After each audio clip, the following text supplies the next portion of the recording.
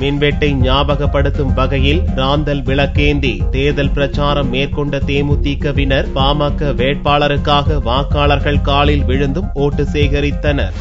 பாரதிய ஜனதா கூட்டணியில் ஆரணி தொகுதியில் முன்னாள் அமைச்சர் ஏ.கே. மூர்த்தி வேட்பாளராக போட்டியிடுகிறார். பாமக வேட்பாளருக்காக தேர்தல் பிரச்சாரம் செய்து வரும் தேமுதிகவினர் மின்வெட்டை ஞாபகப்படுத்தும் வகையில் இரவு நேரங்களில் ராந்தல் விளக்கேந்தி பிரச்சாரம் செய்து வருகின்றனர். பாமக வேட்பாளருக்கு ஓட்டளிக்க வலியுறுத்தி வாக்காளர்களில் காலில் விழுந்தும் ஓட்டு சேகரித்து வருகின்றனர். வாக்கு சேகரிக்கின்ற செல்லுகின்ற பொழுது எங்கேயுமே கரண்ட் இல்ல. தமிழகத்தில் இருக்கக்கூடிய மக்கள் அனைவரும் கற்காலத்திற்கு செல்லக்கூடிய வகையிலே அனைவரும் ராந்தல் விளக்கு ஏந்தி ஒவ்வொரு வீடாக ஒவ்வொருடைய காலிலே விழுந்து மாம்பழம் சின்னத்துக்கு மூர்த்தி அவர்களை வெற்றி பெற செய்ய வேண்டும், இந்த நாட்டினுடைய பிரதம மந்திரியாக மோடி அவர்கள் வர வேண்டும் என்பதற்காக பிரச்சாரம் செய்து கொண்டிருக்கின்றோம். தேமுதிக மற்றும் பாமகவினரிடையே கசப்புணர்வு இருப்பதாக எதிர்க்கட்சிகள் பேசி வரும் நிலையில் தேமுதிகவினரின் இந்த பிரச்சாரம் வாக்காளர்களை கவர்ந்துள்ளது.